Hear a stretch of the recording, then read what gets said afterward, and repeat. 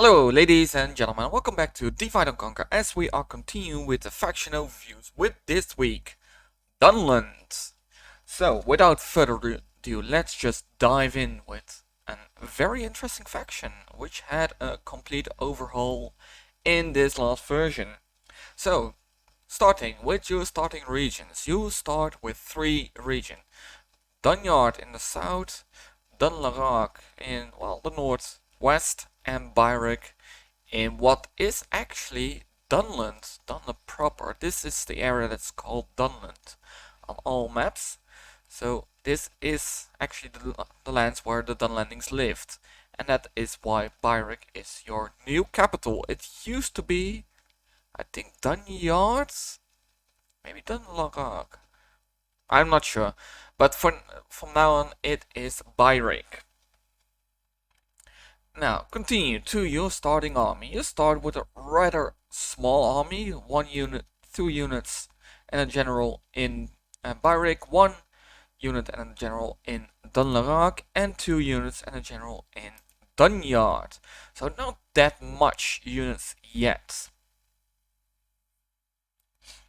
Continuing with your bodyguard, your generals and your bodyguard, you do have a family tree, so you are not Teutonic, and we first have King Yaktak, the leader of your faction, was Ortangard, a very powerful crossbow unit.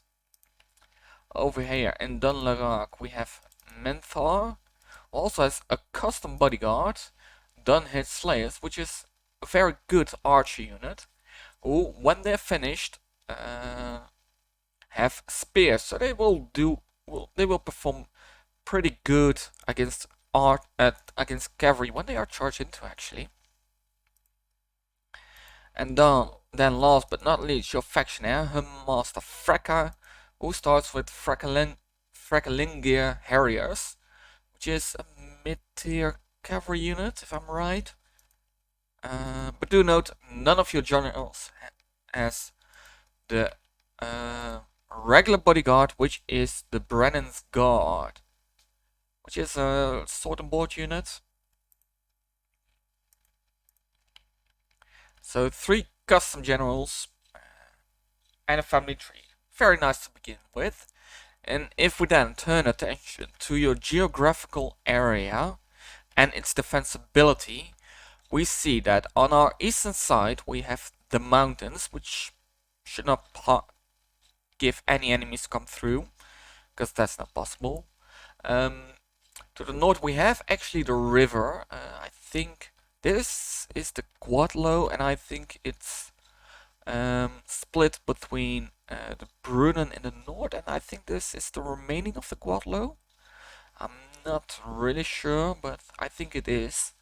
I know this is the Brunnen because it come close to Brunos, so this is the Brunnen. But I think this is the continuation of the Guadlo, which is of course a pretty defensible area because there are only a few crossings in here. Here is a bridge. I think Ossing Ethel is 1 point.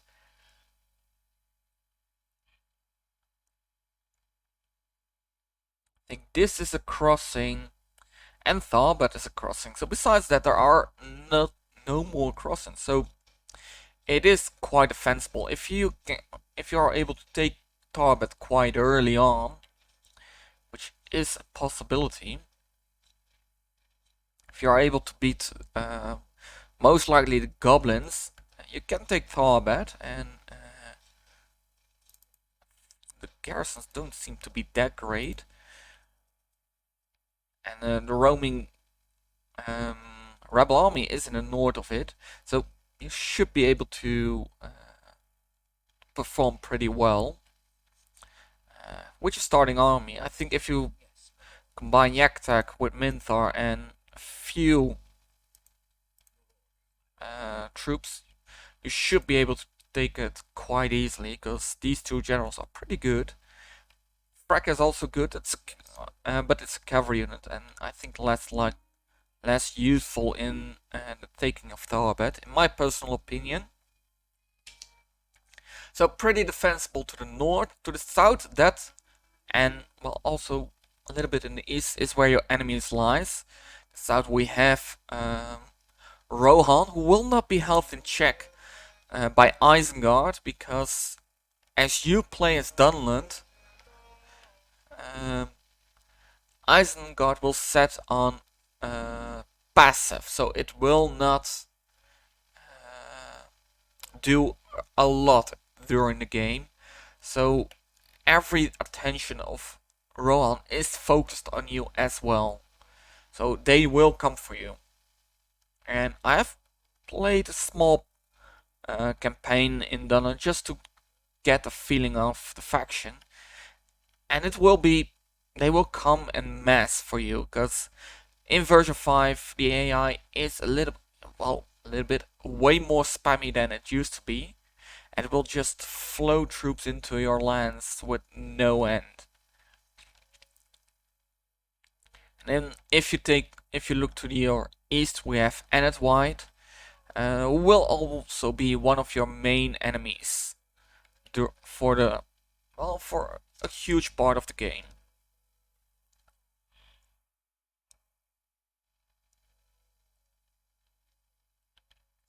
So then turning to expansion, as I already said, your expansion should lie in the south. Just try to take Tarbet pretty early. It's a very defensible city. It has some ballistatiers, and that combined with, well, your pikemen, it should be very easy to defend. So try to take it, and then you will have not much trouble holding it. In the south, there are a few rebel regions dotted around. Eriad, Brackness, Geen, Darewhite, Eisenrun, Vale over here.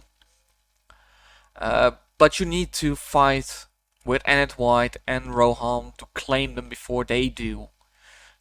Because they are in the same area. And well, we already have the auto expansion, so Ennet White already took Karas, Lond, Angren, Londar and Baratvin, and especially Londar will give them quite a boost actually, because that's a pretty developed settlement. So you need to be quick to take anything before them. Although my personal preference would be to take Tharbet and move from there on to the south and crush Ennet White in the process. But it brings you quite vulnerable in Dunyard, so you need to keep that in mind. You should be able to get on good terms with the goblins, and the dwarves will be fighting each other for the majority of the game. The goblins in general have a lot of resistance from the elves, from the Dunedain, from Bree. They will have their hands full to take on you as well. Right, then moving to custom battle maps. Tharbet is not custom, I think it's just a regular Gondorian city. I think it's a Gondorian Dunedain city. Also, Izzy is custom. Both Khazad-Dûms are custom. I think Zakala is custom. If you go further up north, Osul is custom. But that should not be your focus point. Your focus point should lie in the south, and there we have Isengard, the Hornburg, Adoras.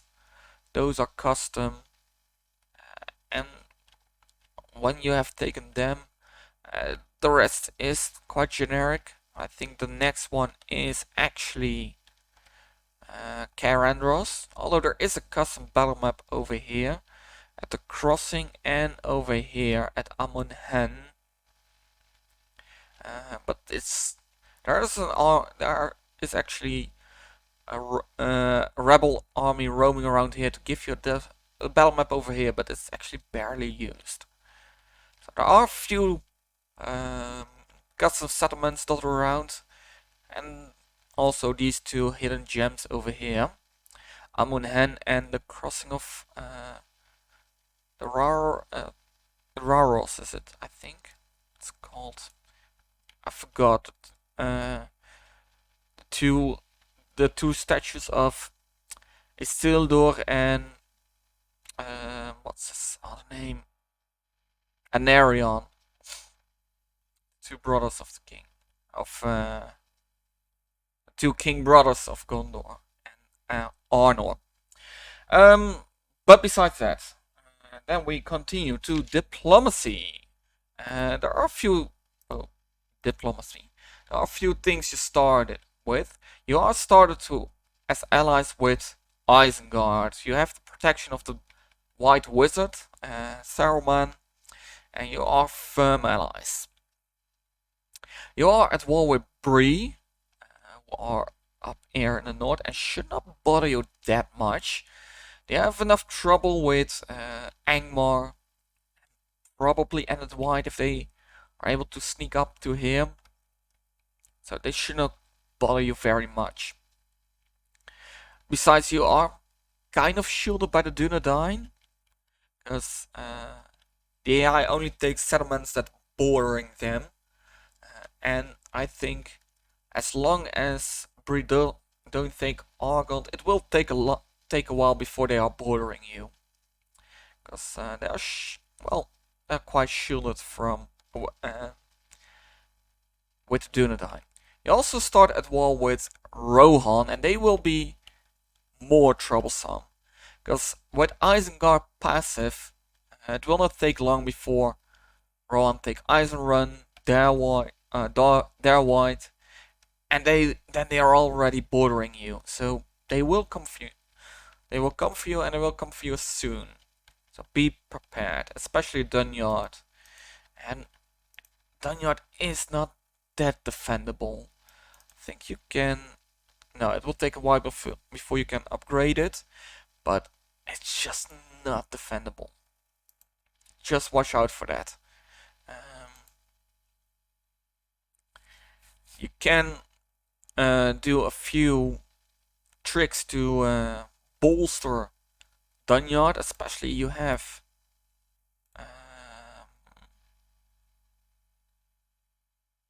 a few good troops, because you have a split barracks, and I would advise you to take the Dunhead Dun, because that provides with some good infantry. Long spears, very good unit. Raiders, good units. Berserkers, useful. The Foulen Border Guard is good defensible wise. More the Fisherman, Javelin unit, very useful. So there are a few options for you, and as you see, there are a few ended white units dotted around in your area. Make good use of them, and make Dunyard your defensive stronghold in the south. Try to take either Brackness or Herioth. I would personally choose Herioth. It's a castle. It's a little more defensible, especially if you are able to upgrade it. And it should be pretty defensible, but it is not great. You will have difficulties defending against Rohan early games, especially since you will have trouble with balancing between your economy and your military. Then dealing with buildings and culture. Let's open the building browser and start with your barracks. As you already see it, it is a split barracks. You have to choose between the Frekkelingir and the Dunhead. The Frekkelingir providing with mostly cavalry units, although I do see you get access to the long spears and the raiders as well, which is pretty interesting actually. So that's nice to see. And the Dunhead providing with more infantry-based units. Let's get the highest tier. So at the highest tier you get a couple of very good units. The blades, the Warband blades are seem pretty good. Sentries is crossbow unit, spear unit. So I would be pretty pleased with the Dunhead as a defensive city, and is there even a higher tier? little bit confused. Apparently there is. This is the highest tier of barracks for the Dunland here, and this is the highest tier of the Frecklingia, which provide mostly cavalry units. But there are a few infantry units in there as well. I see. Besides that, the barracks, you have 3 tiers of barracks, and once you have completed your scripts, which I will talk about later, you will be provided with a 4th tier. You have access to the port and the longship, but you are not a seafaring nation, so you only have the longships, which is arguably the most terrible ship there is in the game. For that, well, you are not restricted in your buildings that much. You are restricted in your towns and castles until you have completed your script. So the highest tier is locked behind the script, and which you need to unlock. For culture, I think it is. Is that entertainment? No, it's not entertainment. It is. Where is it? Feasting hall, is that? Gathering hall? Yes, it's the gathering hall. So you start with the drinking hall, the feasting hall, and the highest tier is a travel lodge, which provides you your culture bonus with 5%. Gives morale to local trained troops, which is not that big in my opinion. But the public order bonus is always really useful in my opinion, because it just boosts the public order in a town, and it makes it way easier to control early taken settlements. You have, I think, only one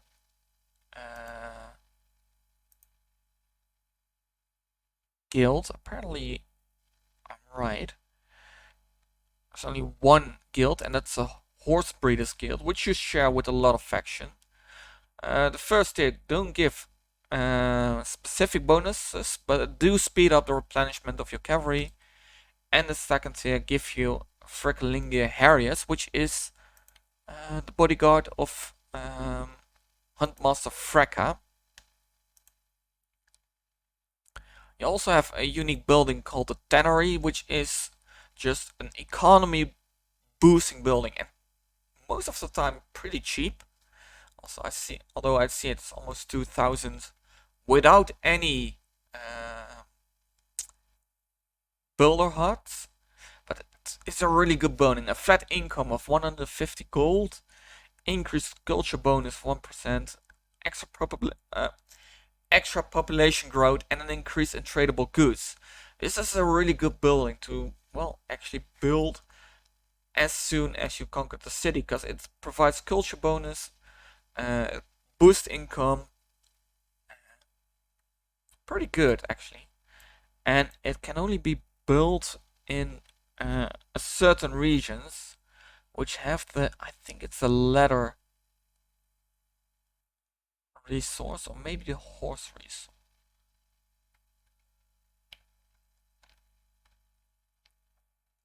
I think it's the leather resource.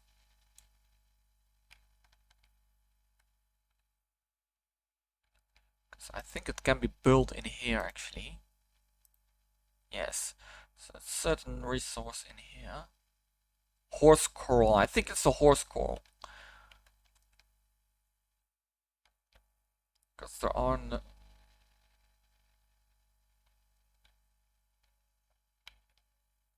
no other real resources. So I think it's a horse coral. If you have the horse coral, can be built there, or is it a trapper's hut? Maybe. Yes, I think it's a trapper's resource actually. So I didn't know those exist. So I think if you have the trapper's resource, then you can build the tannery, and it's It's actually a pretty good building, and well, as you see, you can just hover around. It's kind of a small encampment in here, and then you see that you can build it. Trappers, yeah, I think it's a Trappers building, because it's all dotted around Dunland, so. And the horse crawl isn't. I'm pretty sure it's the Trappers resource. So that provides you with additional income. Then you need building Wolves Hall. Oh yes, the Wolves Hall can be built in Adorus, and well, I think it's similar to the Golden Hall of Medicine, and will provide more than it states here, because it also provides certain units, if I'm right. I think it provides a very special unit.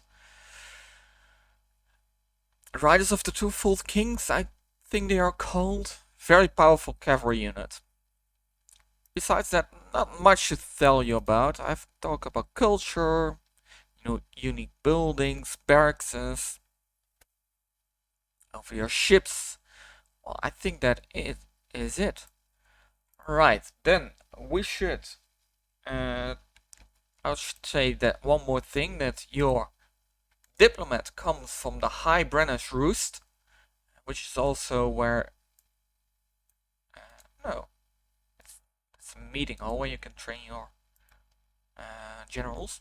But the High Brenner's Roost, that's like your ancient throne of Dunland. There is your diplomat coming from. The closest next one is Isengard, Adorus, and up north I think it is Vale of Dorwinion or Khazad-Dûm, actually.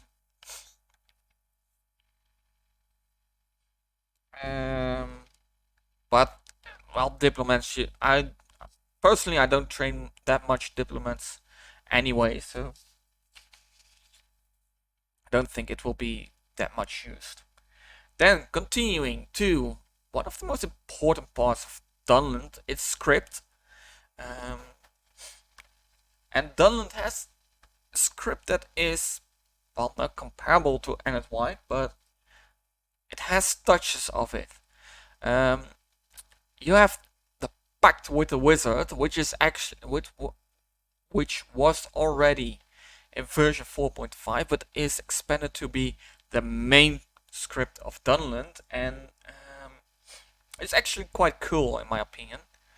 It basically says you got a message from Isengard, and he's willing to help you if you prove your strength to him.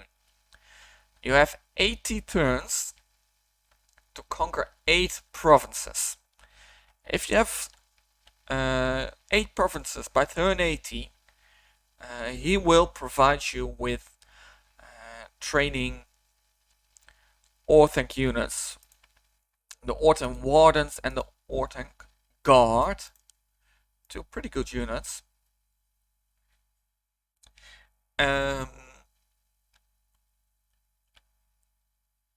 And you have proven yourself to Saruman. After that, if you take the Hornburg, you will have access to the Wolf Guard units, which are, well, pretty powerful, but they are locked behind the script, so I can't show you them. If you even continues and take Adorus and build the building we just saw, the Wolf, is it the Wolf's Hall or something? I've got it. Unique buildings. I have Wolf's Hall. You get a unique building called Riders of the Twofold Kings, which represents the union of Rohan and Dunland with the Dunlandings as the true rulers. If you are, for some reason, not able to get the 8 provinces by turn 80, Isengard will turn against you. So you can still reach, can still get all the bonuses from the script, except for, I think, the Orthanc units. But to do that, you need to conquer Isengard, and Isengard will get pretty get armies all around your realm, and will attack it right away. Pretty much as it is with Khand, if you choose to be good and side with the blue wizards. So you will be attacked everywhere, and the armies are not a joke. So you will have trouble holding all of your lands, and will probably most likely lose quite a few settlements. But if you are able to defeat Isengard, then you will still have access to the bonuses, and the script will continue as it was. But there is an extra step before you unlock the Wolfguard units. I have played a good number of turns with Dunland, and I have to say it will be pretty hard. I had numerous attacks of Rohan coming through the gap and sieging Dunyard over and over and over and over and over again. It was until the point I was like, I'm not enjoying this that much, actually. And if you are able to take a few rebel regions, you will bump into Anet White, because you are fighting over the same regions, and with Rohan from the south and Anet White, who is already pretty large. I think 1, 2, 3, 4, 5, 6, 7 regions. They have way more regions than you already. Over twice the number of your regions. It will be pretty hard to take them.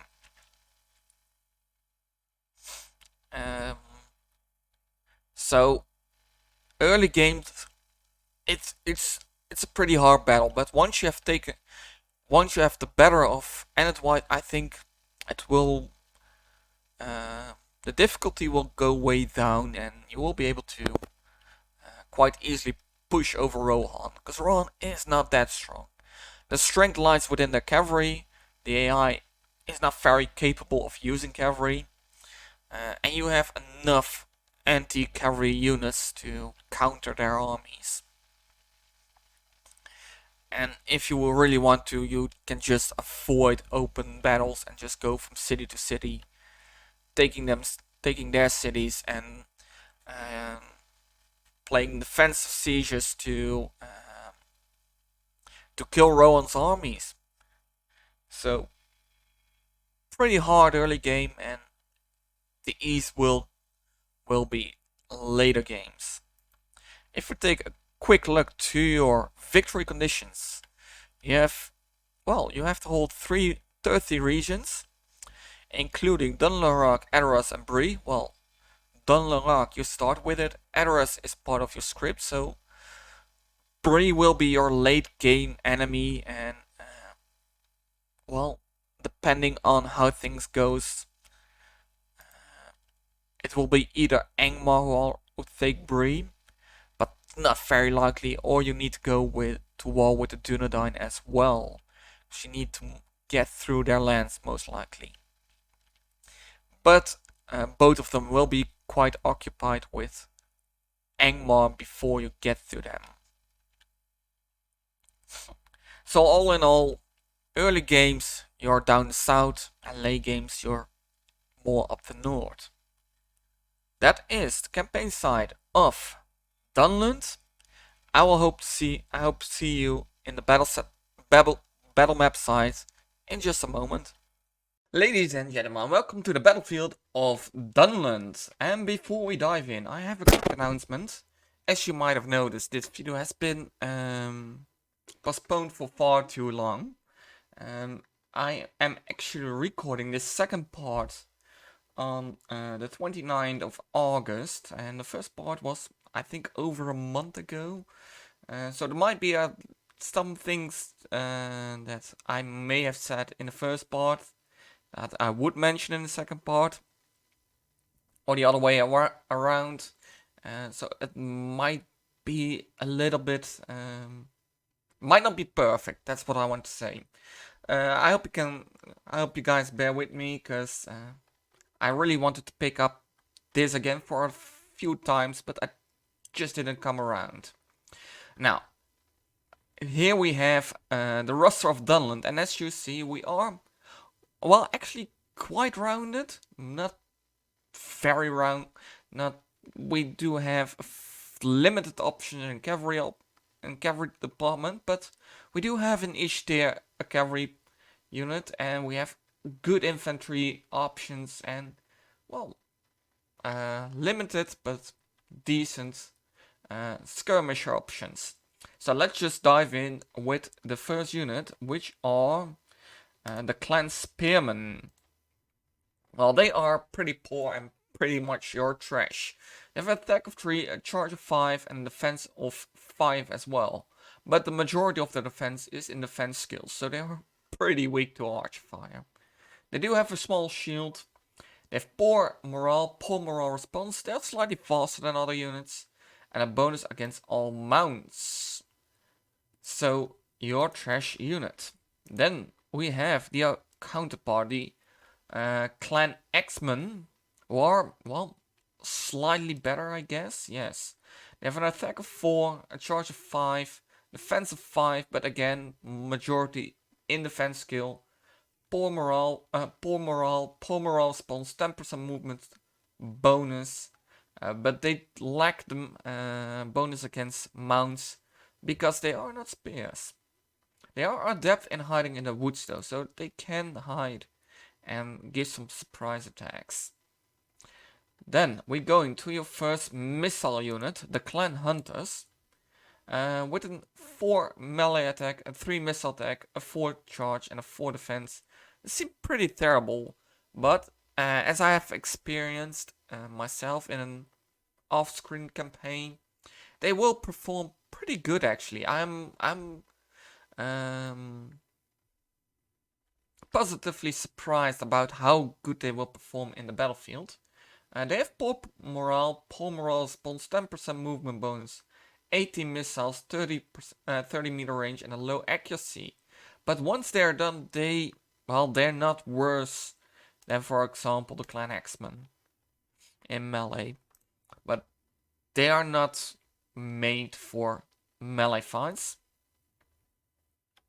So now we go to our first, our militia tier units, and we start with these guys, the Dunland Raiders. 6 attack, 5 charge, 9 defense. That's already way better than your Clan X-Men.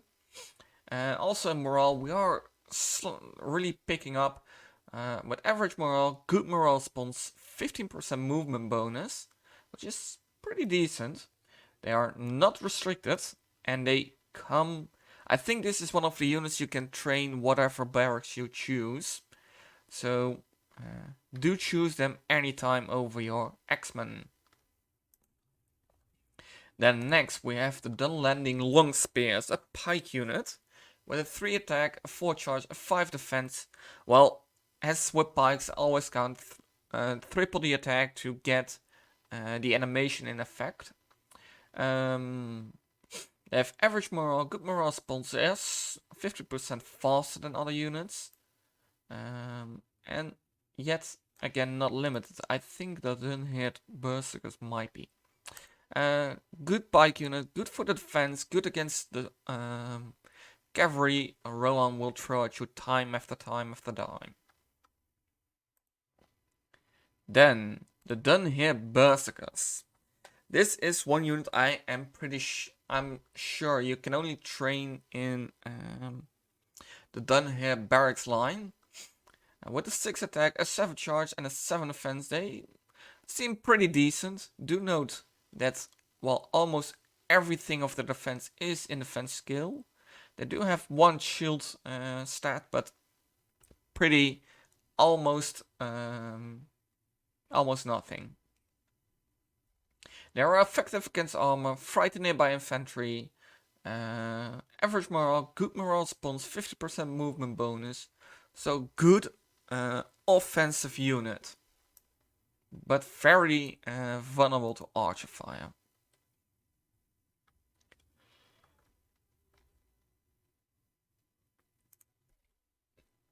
Then dealing with the Dunhead warriors. It's actually, I think it's an axe-throwing unit, it seems to be. With a 9 melee attack, an 8 melee attack, and 9 missile attack. Which is also armor piercing. An 8 charge and a 10 defense. The Inspire Nimba troops can hide everywhere, as you might see. Also, when they're done with throwing the axes, they wield huge double-handed axes, as it seems, which is also armor piercing. So this is a really armor piercing unit. They have good morale, impetuous morale response, 10% movement bonus, 3 missiles, 85 meter range, high accuracy, and they are not restricted either. But they come from the Dunhead barracks. Then we go to your first Frakelingir unit, the Frakelingir Hill Riders. With a 4 attack, a 5 charge, a 7 defense, it's not good. Let's put it that way. These guys are not good in that. These are no good cavalry. They are best used for routing enemies or take down unprotected missile units. But anything else, they will just die. They have poor morale, average morale response. They're slightly slower than other cavalry, surprisingly enough. And they come from the Frakelingir barracks. Then going one tier up, which is, well, kind of your mainline infantry. We start with the Warband Blades. With an 8 attack, a 6 charge, and an 80 defense, which is, well, actually pretty decent. They have good morale, average morale response, no movement bonuses, just a reliable sword and board unit.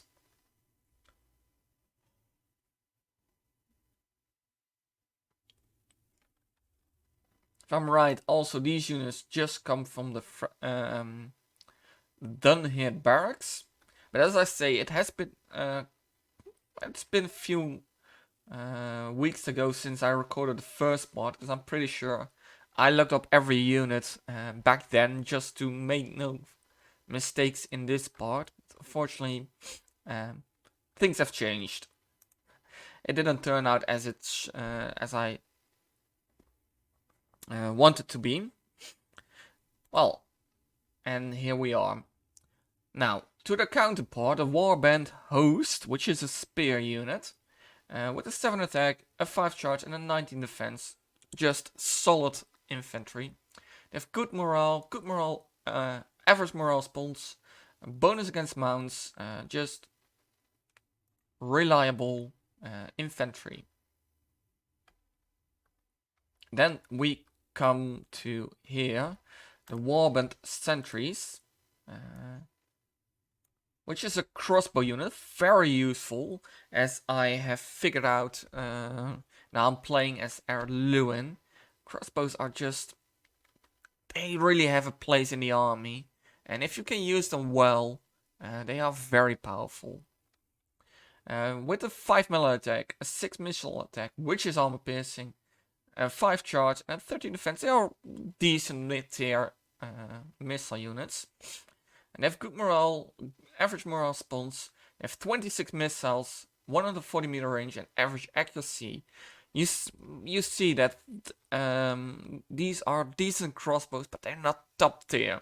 The average is letting them a little bit down. The range is alright. Do note, crossbow range is always shorter than just average bows. They just can't reach the same range as, for example, longbows, and they can't shoot over friendly troops. So that is at least always what I have learned, that crossbows you don't put like this, the crossbows and your own infantry in front, because they will hit their own infantry for the most part. They can't shoot over them. The best way of using crossbows is, well, if we take this unit as example, put them on the flanks, or better, put them at the back and shoot the enemy in the back. That's the best use of crossbows. The only way you can shoot over your troops is if the crossbow unit is elevated on a hill, for example. Then they can shoot over it, because they only shoot in a straight line. So watch out for that. But the Warband Sentries, very useful unit. Then we go to the Dunhit Slayers. You have one general that starts with this unit. Menthar is his name, if I remember well. And this is actually a pretty good unit. With a 7 melee attack, a 5 missile attack. You think, well, 5 missile attack, not that great, but it's one of the better archer units you have. It's actually one of your only normal bow archer. 7 charge, 15 defense, but they don't have a shield. They inspire nearby troops skilled against mounts, because when they are done, or when they are charged, they switch to a spear. So it's a really useful unit. They have good morale, it patches morale spawns, slightly faster than other infantry, bonus against mounts. But now you see why they shine. 28 missiles, not that special, but a range of 220 meter is, in my opinion, one of the strongest abilities of an archer. The longer the range is, the longer it takes the enemy before they can reach your archers. Even if they have archers of their own, if their range is shorter, you can already start killing the archers even before the enemy archers can shoot back. A very, very powerful ability. And in my opinion, one of the more important ones, well, as far as I'm aware of, as I'm concerned of, in battles, range is very powerful. That's why the Elves are one of my favorite factions to play with, because of their insane range. Average accuracy is not that special, but it's alright. And I thought these guys would be restricted, but they're not. So no restrictions yet, but I'm pretty sure that a few are restricted. Then going to your cavalry, we have the Fracalingia Harriers, and I think this is the unit of your faction heir, but I could be mistaken. It might be the Stalwarts, but I'm pretty sure it is the Harriers. And here we have some dedicated strike infantry, which is my favorite, because melee strike cavalry. Melee cavalry, I'm not sure how to use them most of the times. I've considered these guys more as melee cavalry, and these guys are more strike cavalry. You most of the time see it that because they carry spears, which is perfect for striking.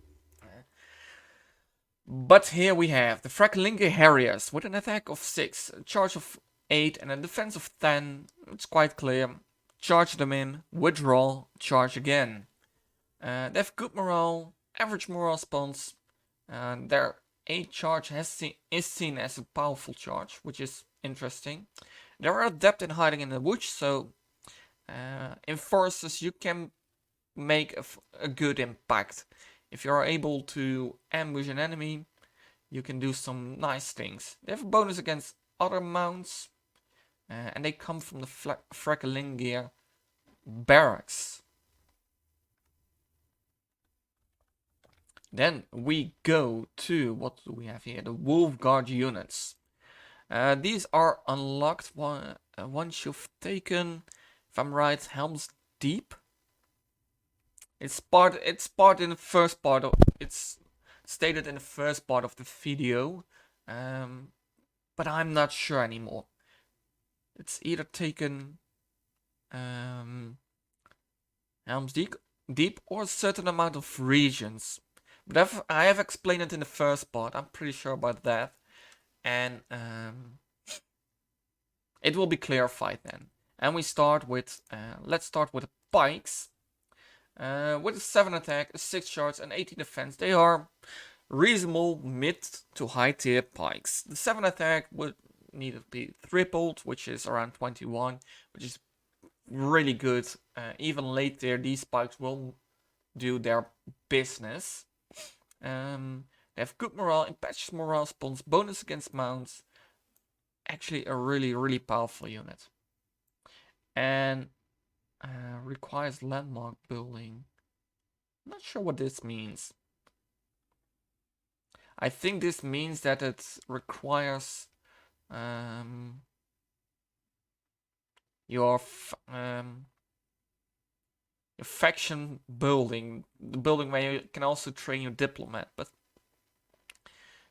I have to say I am not prepared for this part. Apparently, should have done some more, but I just have the time today, and I have to start late at work, so I thought I need to put it through and continue, because else I will keep postponing it. I know myself, therefore I did it.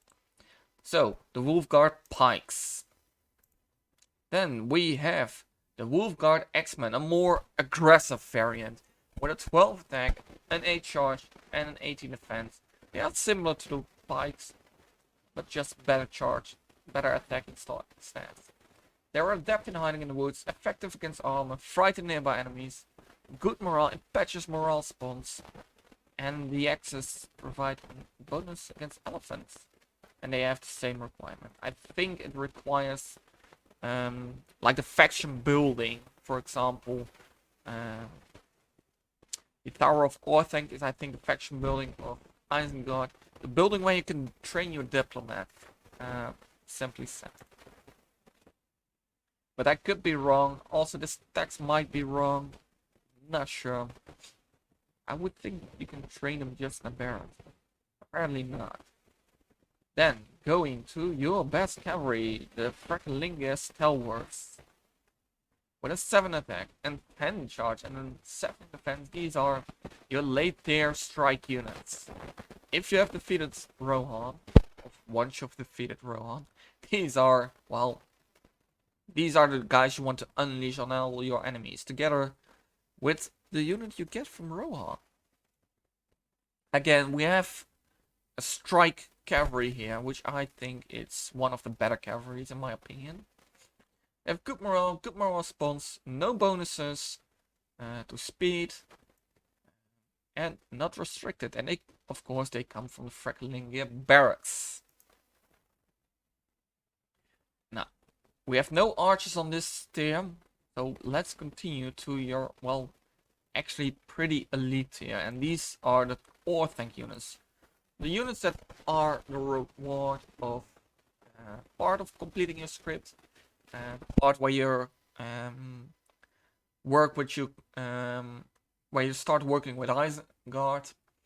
Again, I will refer to the first part of the video where that is explicitly explained, because it's not just at the top of my head right now. With an attack of 15, charge of 8, and a defense of 23, these are really elites. They are one of your best units in the field.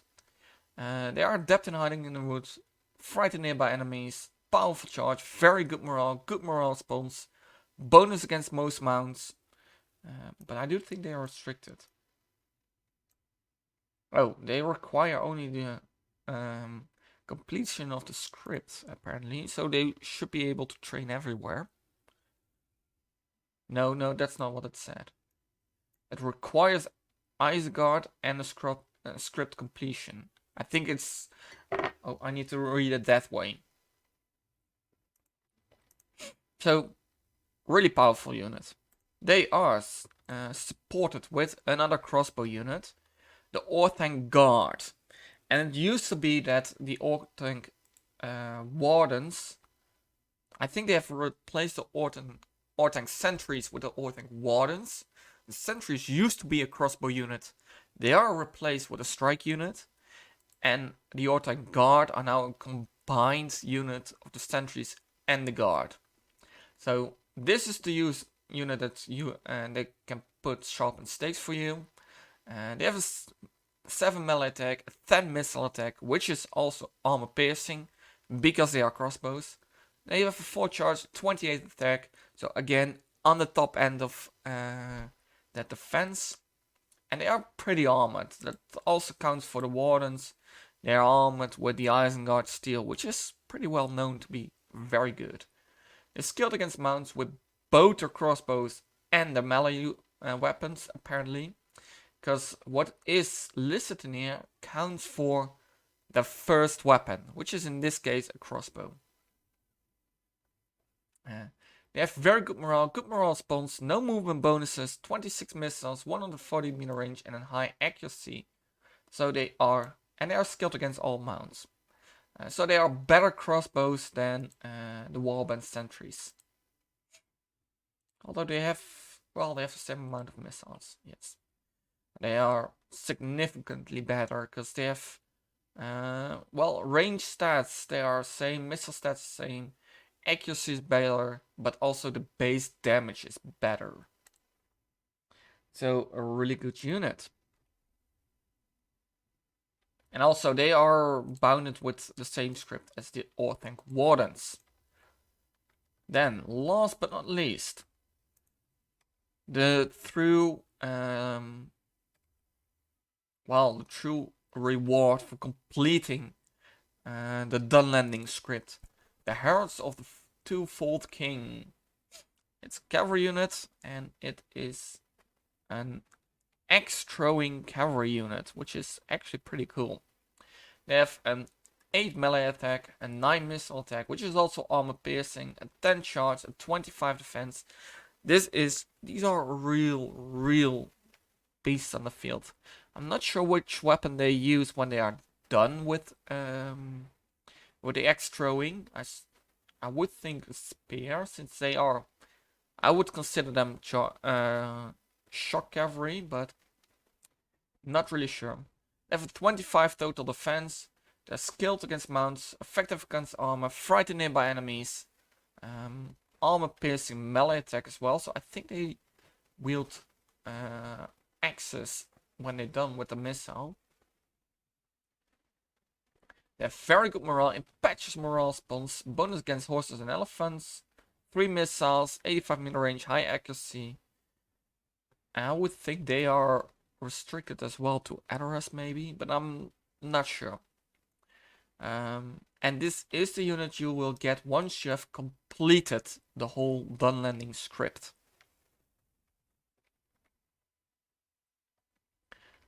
Alright, then going to your general's bodyguard, the Brennan's Guard, with an 8 attack, a 7 charge, and 24 defense. This is actually a pretty decent general's bodyguard. They are well balanced, good in attack, decent in the defense.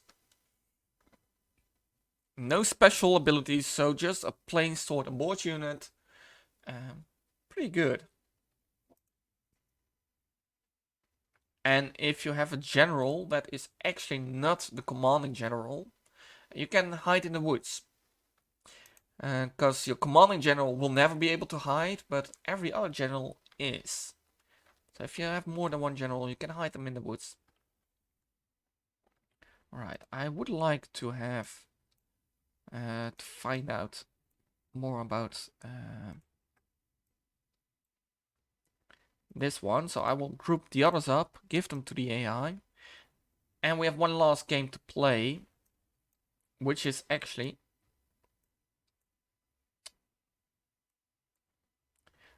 what faction will we face next week? I really had to alter them not to be too confusing, or maybe not confusing at all.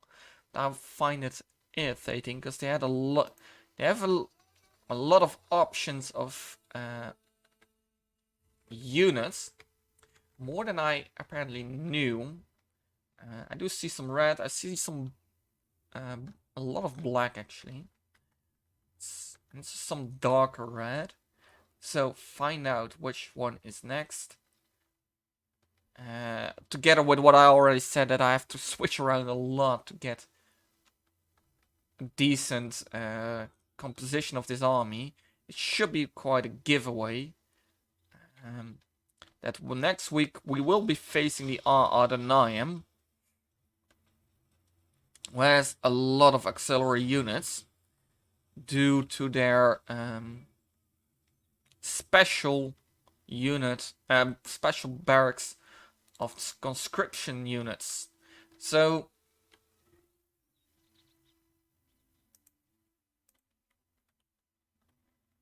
very interested about that. No. Oh, not you. I want you. I want to find out what you can do.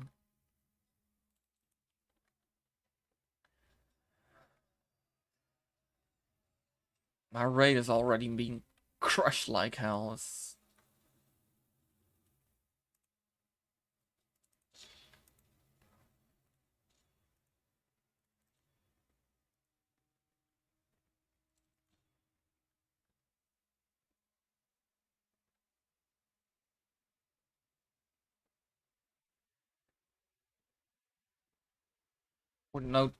I wouldn't throw my axes at the resident footmen, although they seem to be pretty armored. They are one of the lighter units.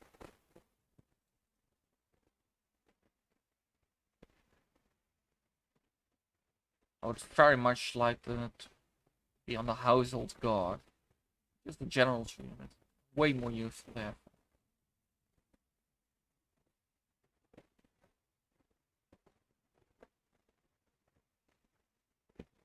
See what these guys can do in the charge. We have some resident bowmen. Not the best one, but decent enough.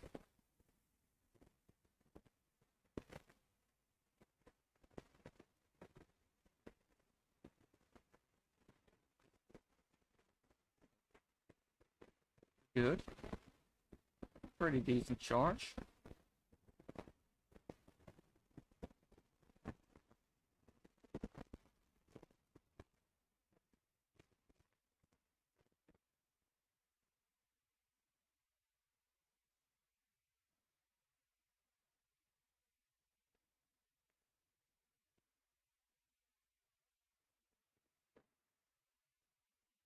It seems like my troops are.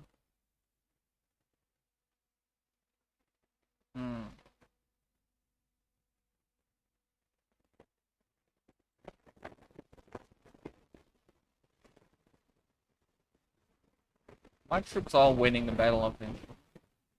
We are reasonably strong.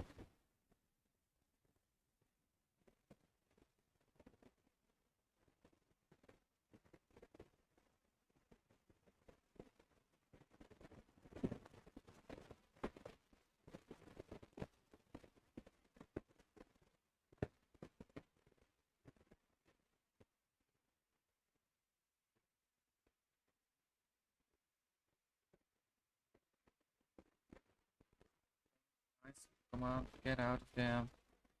And Spearman get in Royal Guard, which is a pretty good unit actually.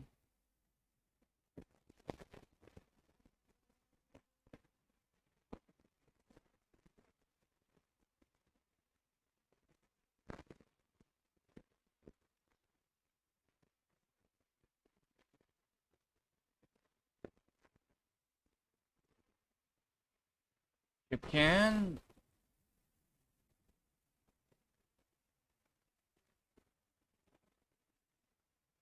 get after the Brutal Watch. They are pretty good dangerous units. And they are pretty vulnerable as well.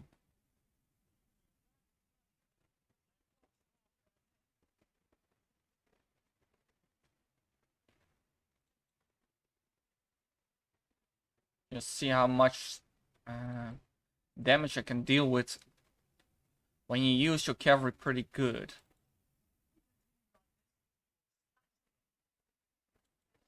We have set the Brutals Watch to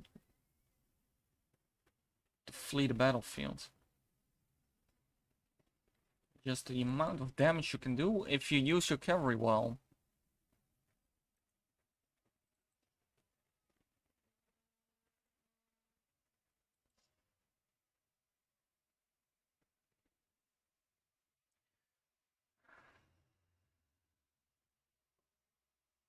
Imagine these guys should be butchered as well. Yes, almost 100 down and right on the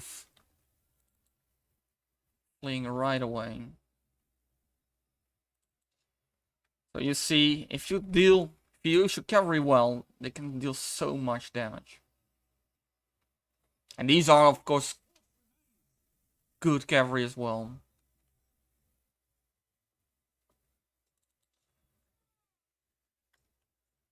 Don't give him.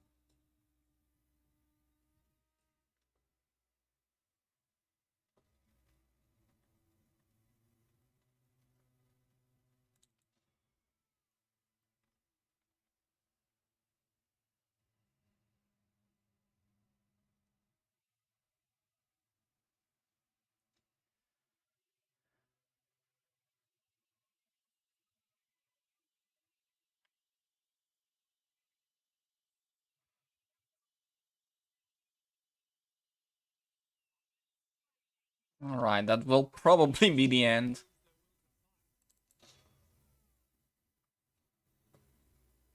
There are no cavalry left, so... Watch... Oh, there we have it. Well, that means the Ar-Adunaim will be next. Let's see, just for the fun, how much did I kill with my twofold king? 647. Just so good are they. If you use them well, they are so powerful. So, I see you next time with the Ar-Adunaim or with the campaign of Ar-Adunaim. But until then, goodbye.